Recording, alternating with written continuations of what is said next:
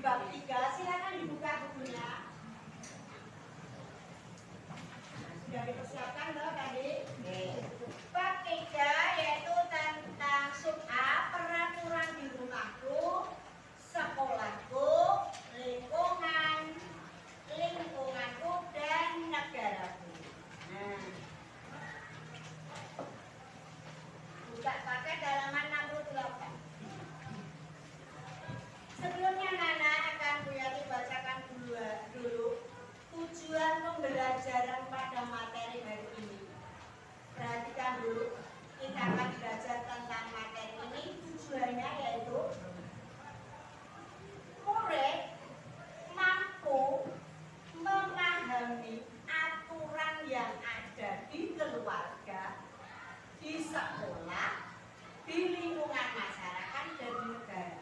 Jadi nanti kalian setelah pembelajaran ini diharapkan mampu memahami, mampu memahami apa aturan yang ada di keluarga, seperti apa di sekolah, kemudian di lingkungan masyarakat, dan lebih luas lagi adalah di negara kita. Nah, sebelum masuk ke materi ini, kemarin kita juga sudah mempelajari materi sebelumnya, yaitu tentang hakikat adanya peraturan perundang-undangan. Nah, di mana kita sebagai warga negara yang baik, diharapkan dan wajib kita itu harus patuh dan taat kepada peraturan perundang-undangan yang ada di Indonesia, di negara kita ini. Nah, berkaitan dengan materi yang sekarang ini anak-anak, kita akan memulai memahami peraturan dari lingkup yang terkecil dulu.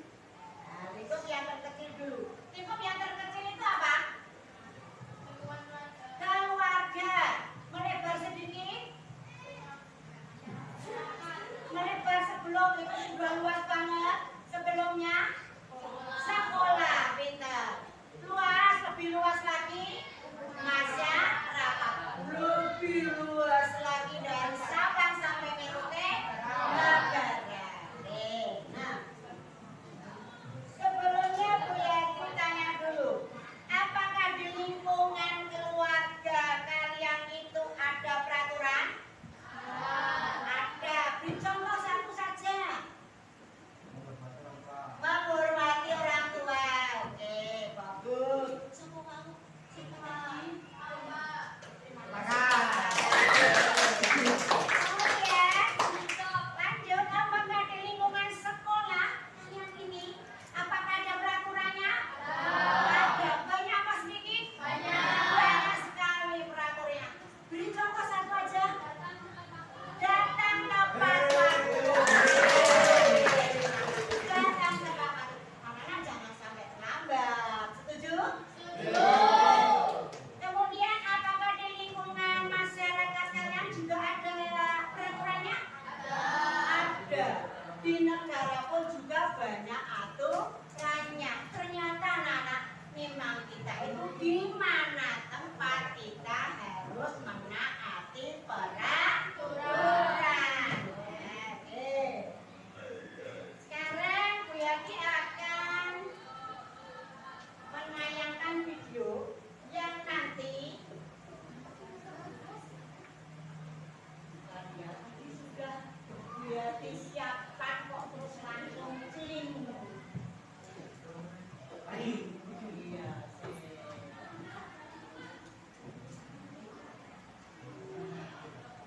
Belum di suaranya.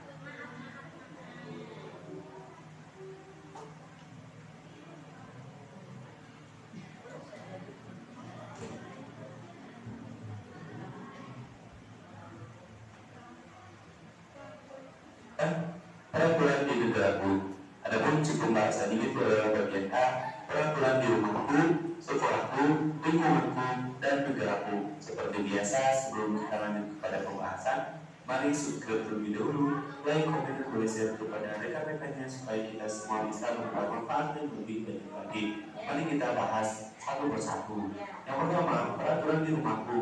Contoh aturan dalam rumah yang berasal turun-temurun dari kakek nenek antara lain diantaranya menjaga sopan santun, menjaga etika, dan menjaga adab kepada sesama anggota keluarga atau kepada orang lain.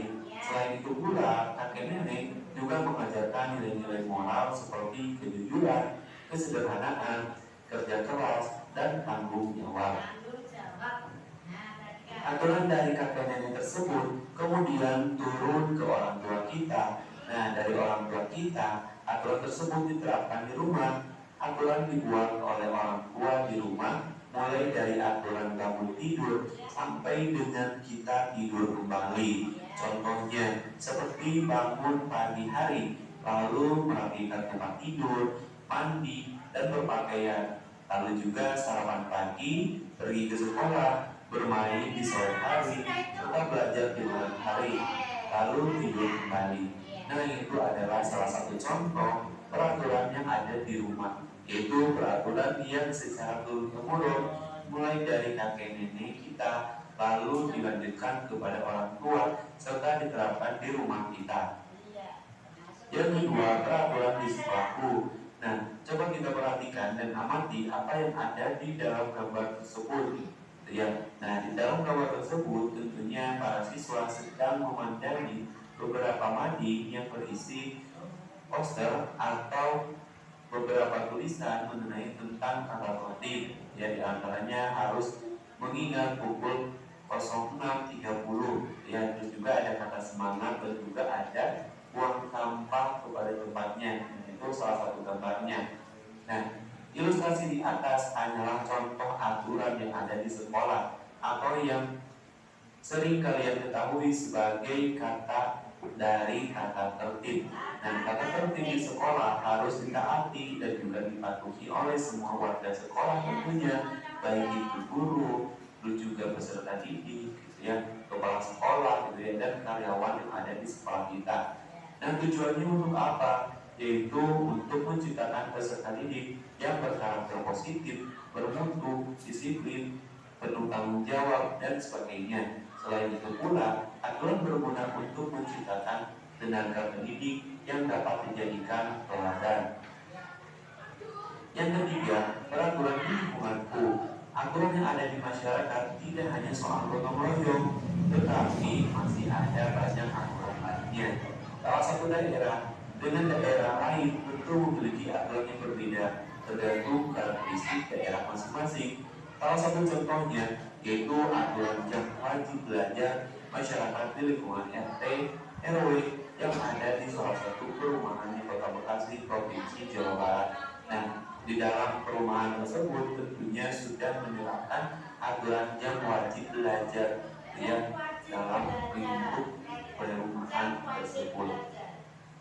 Nah, mendidik anak bukan hanya menjadi tanggung jawab kedua orang tua saja di rumah dan juga guru di sekolah, akan tetapi juga menjadi tanggung jawab lingkungan atau masyarakat. Peran serta semua kalangan tersebut sangat diperlukan untuk menciptakan generasi penerus bangsa, tentunya yang beriman dan bertakwa kepada Tuhan Yang Maha Esa, berakhlak mulia, berpendidikan global, gotong royong, mandiri, bernalar, kritis, serta kreatif. Yang keempat, peraturan di negaraku. Dengan adanya aturan dalam kehidupan berbangsa dan bernegara, maka tentunya akan mempermudah setiap warga negara dalam bertindak. Oleh sebab itu, setiap aktivitas warga negara telah diatur dengan batasan-batasan yang jelas, mana yang boleh dilakukan dan mana pula yang tidak boleh dilakukan. Nah, di Indonesia, di negara kita sendiri memiliki wilayah yang sangat luas dan juga memiliki keberagaman yang sangat luar biasa, mulai dari suku, ras, adat istiadat, bahasa, agama, serta budaya yang beragam. Dan dari keberagaman itu harus ada suatu aturan yang disepakati tentunya, gitu ya. Nah, peraturan ini disepakati secara bersama dan juga bersifat mengikat agar semua dapat berjalan dengan baik dan juga penuh dengan keharmonisan.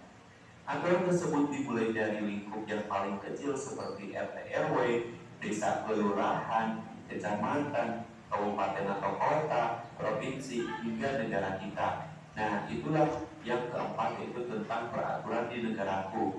Tentunya peraturan di negaraku ini sifatnya adalah mengikat dan tentunya harus dipatuhi oleh semua warga yang ada di negara kita.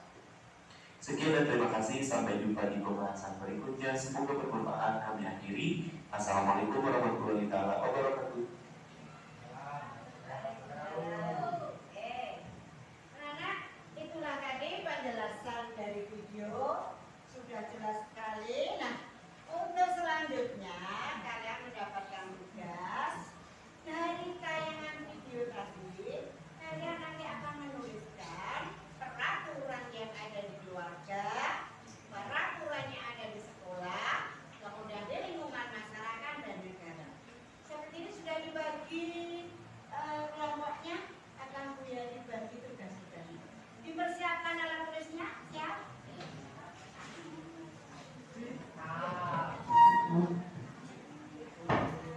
Oke, kelompok satu mana? Kelompok satu tunjuk jari. Kelompok satu peraturan. Kasih dia tuh. Kelompok satu. Kelompok dua. Kelompok dua tunjuk jari. Kelompok dua. Kelompok dua. Peraturan di sekolahku. Makasih hadiah. Dua mana ya? Dua ya? Ya, silakan dikerjakan di bawahnya. Nah, ditulis dengan rapi. Kelompok tiga, kelompok empat.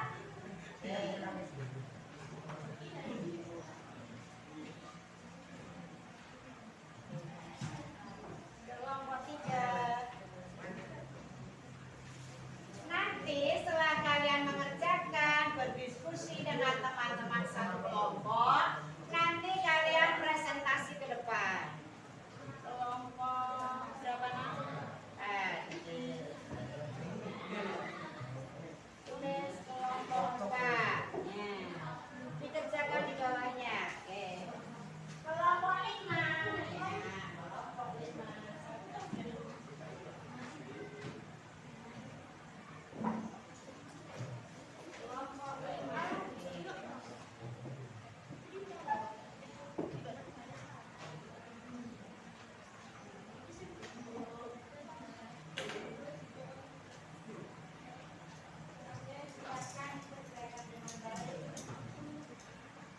Tuangkan ide kalian, apa yang ada di pikiran, kemudian ditulis dengan baik.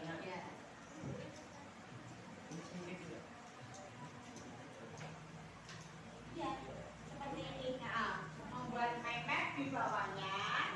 Ya, cara dengan menulis dengan apa ya? Permainannya ya. Iya, mind map ya. Mind map. Kemudian ya, mind map.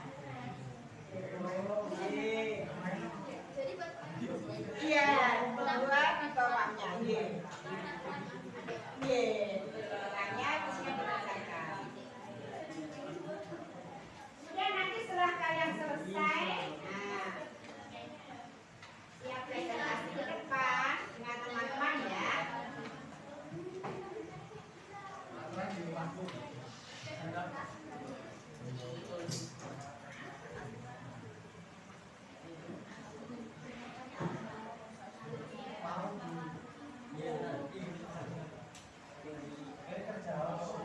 Iya, apa masak di rumah tuh? Di rumah yang Mas Tano apa? Peraturannya, contohnya. Nah, tidak berkata kasar.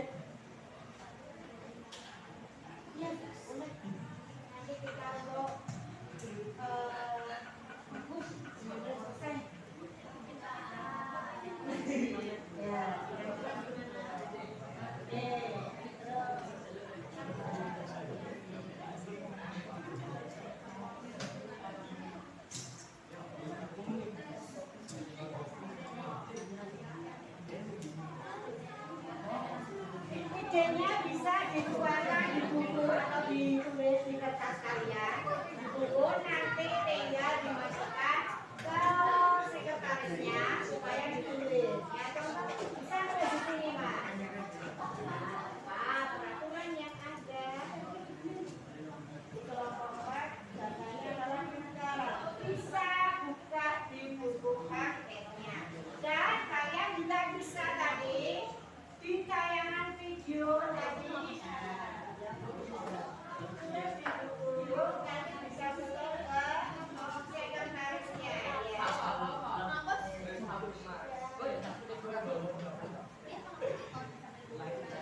Oke, tulis bisa di rumah Pak. Oke, boleh apa datanya? Ya, ya di bawahnya. Bisa tulis di sini pendapatnya, nanti disetorkan teman untuk bisa ditulis. Di mana itu? Di rumahnya. Rumahnya. Di rumahmu apa? Peraturannya. Oh. Membantu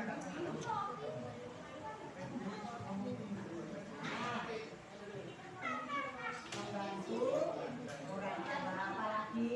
Misalkan membantu orang tua apa lagi? Boleh membantu nenek menjemur pakaian kanannya sudah tua. Boleh. Nah, itu adalah peraturan atau yang ada di keluarga kita. Selain ini dulu coba dulu ya. Nanti setor ke sekretaris biar nanti kita saat presentasi tercatat. Ayo.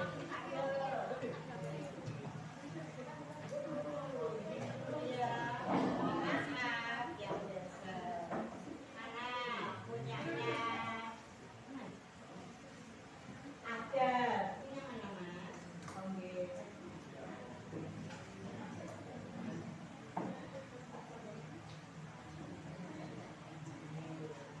Apa ini? Lapor juga. Sekolah. Sekolah.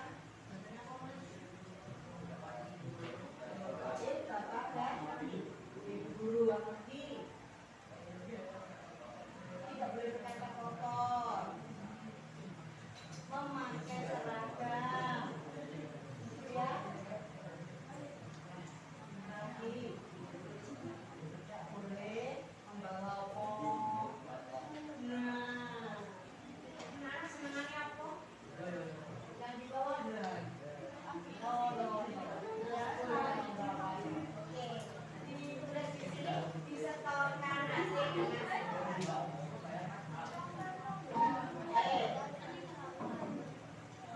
sudah Mas? Tulisannya? Oke, ya. Nanti tinggal disetorkan. Oke. Kemudian ditulis. Iya.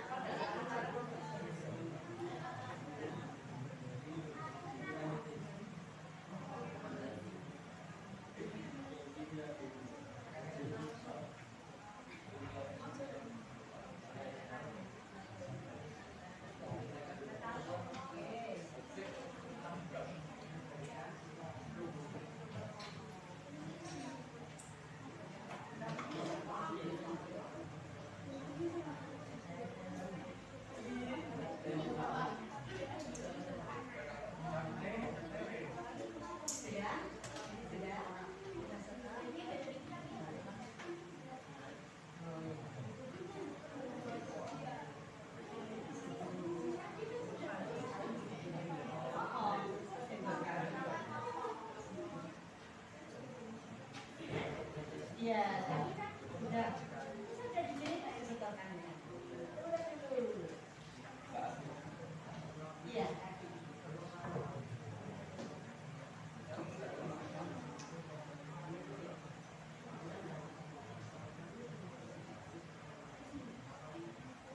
Sudah nak?